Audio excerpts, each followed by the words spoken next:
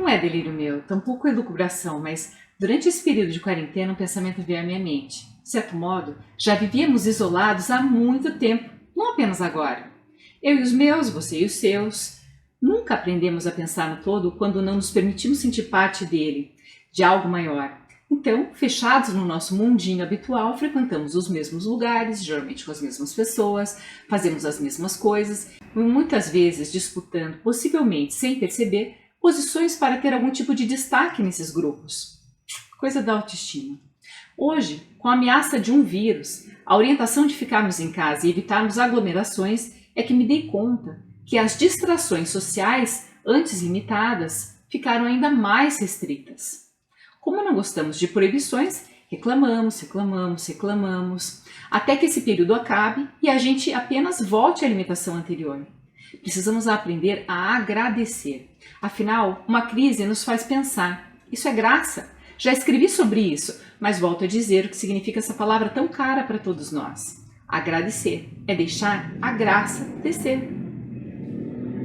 Portanto, estamos vivendo um grande presente. Esse é o princípio de qualquer relação espiritual mais profunda. Talvez um objetivo bem interessante para essa diversidade global. Não é o templo, a igreja, os cultos ou qualquer cerimônia que traz a proximidade com o sagrado. É a harmonia que você encontra dentro de si e também intimidade com o amor.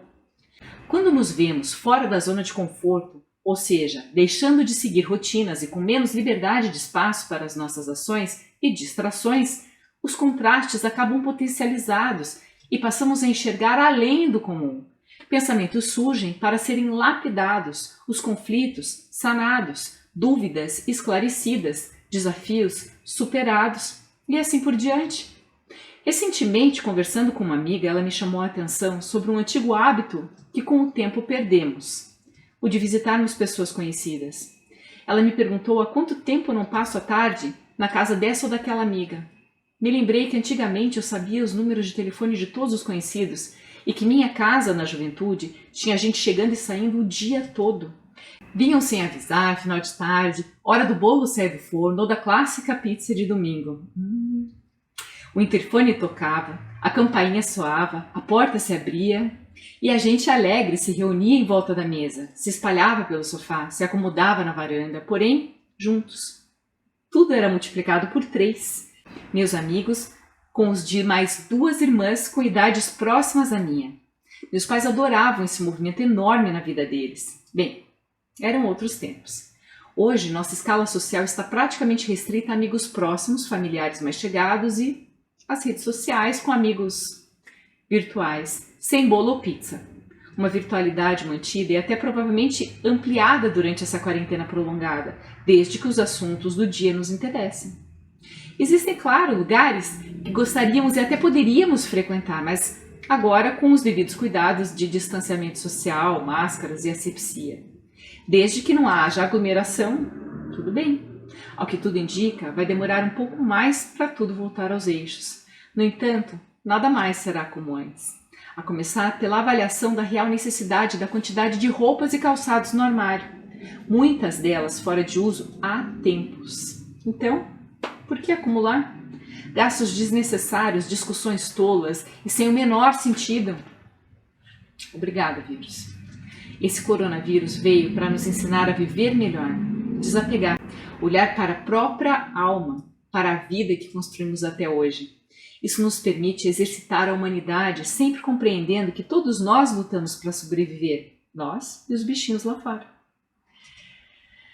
Como nossa estrutura é mais complexa e nos foi permitido trabalhar a inteligência, vamos vencer a pandemia. É apenas uma questão de prazo de validade. Enquanto isso, a Mãe Natureza continua trabalhando muito. Durante esse período em que permanecemos confinados no cantinho do pensamento, em nossos lares, ela age despoluindo um pouco mais a terra, água e ar. Uma nova realidade está sendo preparada para entendermos definitivamente que não somos donos de tudo e que limitações existem para aprendermos a nos respeitar e assim conviver melhor, principalmente com as nossas diferenças. Se o silêncio é capaz de trazer alguma lucidez, esse é o momento para dar sentido a esse choque de realidade. Acredito que de vez em quando deveríamos impor a nós mesmos, independentemente de qualquer crise, um toque de recolher, para que possamos colocar em ordem nossos pensamentos. Vazios nem sempre precisam ser preenchidos. Às vezes, querem apenas ser compreendidos. Afinal, nos esvaziando é que permitimos preencher de alma a vida que merece fluir. Deixe ir.